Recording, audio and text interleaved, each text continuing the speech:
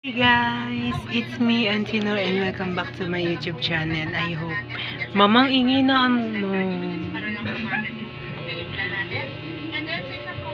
Ang ingi na kapitbahay namin, sana hindi makapiright. Kapitbahay namin na mga ng 1 in a million, baka naririnig guys, no? Kung naman hindi naririnig. Ito na naman po si Kizumi. Pagpasensya na po yung bahay namin. Ayun. Usapan naman po tayo na po.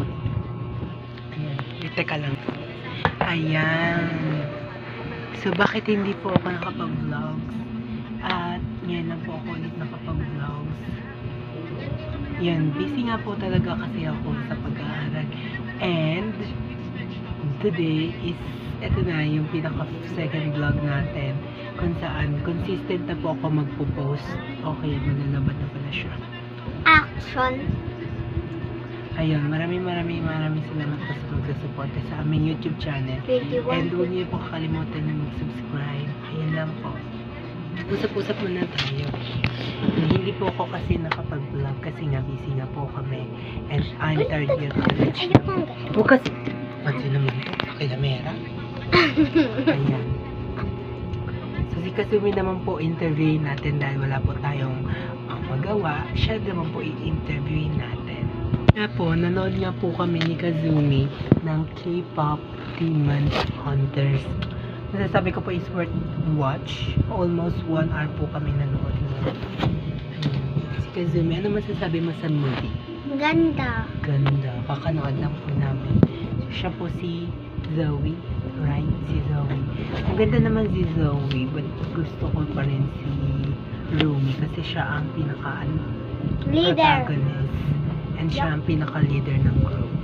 And, masasabi ko po is, anong ratings mo pala sa movie? Maganda. 5 out of 10 or 100 over 100. okay, over 100. The same lang sa kanya ang ratings ko. Kasi worth it to watch naman talaga. Yung mga songs at yung mga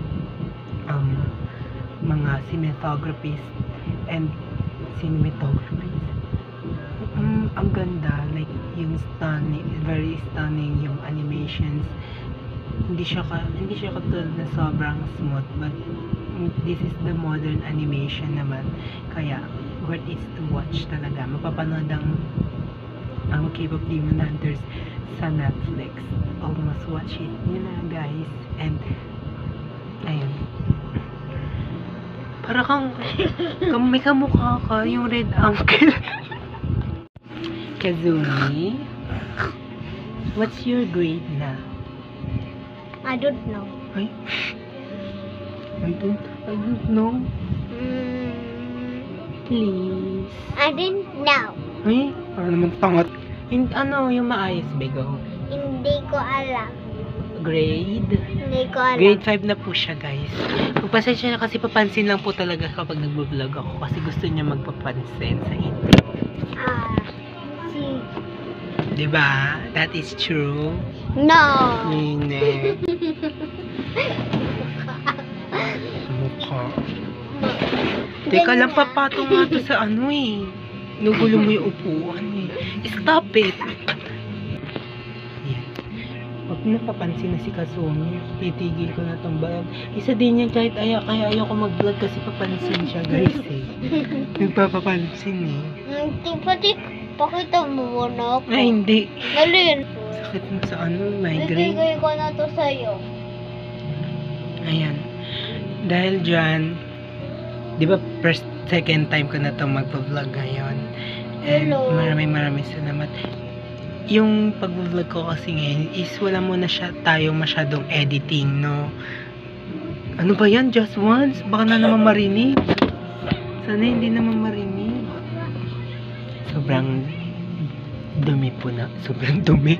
Sobrang gulo po ng aming bahay. Pagpasensya niyo na po talaga. Dahil ngayon ay linggo. Maglilinis na lang po tayo. Sipag niya. Maglilinis talaga siya. Ay, wow. Wow. Ganyan mukha mo.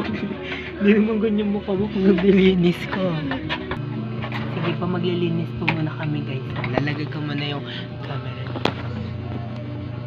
Ayan.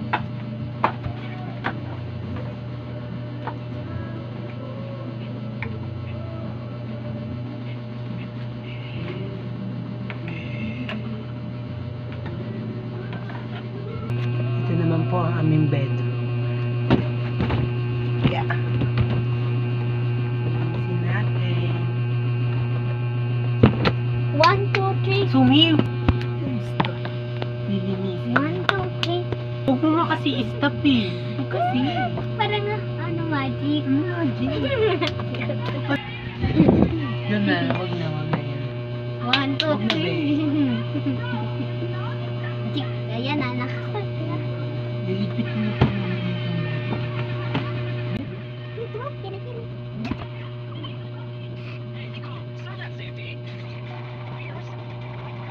Hello. Hello. Hello. Malinis na siya. Wow! Madilim lang pero malinis na siya guys. Lalabas kami guys. Teka lang. Uy! Ayun. Kasi kakatapos lang umulan pala no. Ito yung mga bibe. Hitik. Hi kayo. Hi. Nagkakainan na sila. Kinakain nila isa't isa. Kasi hindi siya pinapakain ng may-ari. Ito po.